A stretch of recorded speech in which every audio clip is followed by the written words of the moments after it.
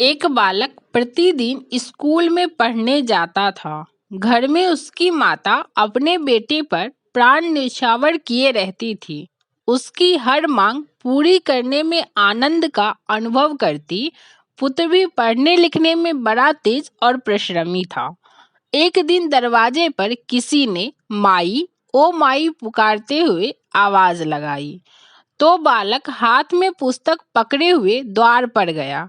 उसने देखा कि एक फटेहाल बुढ़िया अपने कांपते हुए हाथ फैलाए खड़ी थी। उसने कहा, बेटा कुछ भीख दे दे।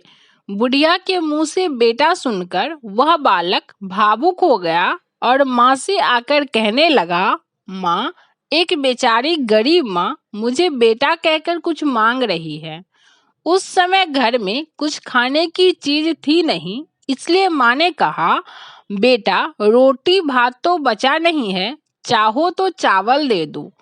पर बालक ने हठ करते हुए कहा, माँ, चावल से क्या होगा?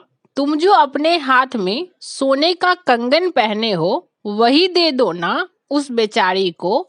मैं जब बड़ा होकर कमाऊंगा तो तुम्हें 2 कंगन बनवा दूंगा। माँ ने बालक का मन रखने के लिए सच में ही सोने का अपना कंगन कलाई से उतारा और कहा, लो दे दो।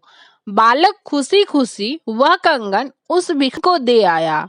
भिखारिन को तो मानो एक खजाना ही मिल गया। कंगन बेचकर उसने अपने परिवार के बच्चों के लिए अनाज, कपड़े आदि जुटा लिए। उसका पति अंधा था। उधर वह बालक पढ़ लिख कर बड़ा विद्वान हुआ, काफी नाम कमाया। एक दिन वह माँ से बोला, माँ, तुम अपने हाथ का नाप दे दो, मैं कंगन बनवा दूं। उसे बचपन का अपना वह वचन याद था। पर माता ने कहा, उसकी चिंता छोड़, मैं इतनी बूढ़ी हो गई कि अब मुझे कंगन शोभा नहीं देंगे। हाँ, कलकत्ते के तमाम गरीब बालक विद्यालय और चिकित्सा के लिए मारे मारे फिरते हैं। उनके लिए तू एक विद्यालय और एक चिकित्सालय खुलवा दे, जहाँ निःशुल्क पढ़ाई और चिकित्सा की व्यवस्था हो। माँ के उस पुत्र का नाम था ईश्वरचंद विद्यासागर। वीडियो पसंद आए तो लाइक, शेयर एंड सब्सक्राइब करें।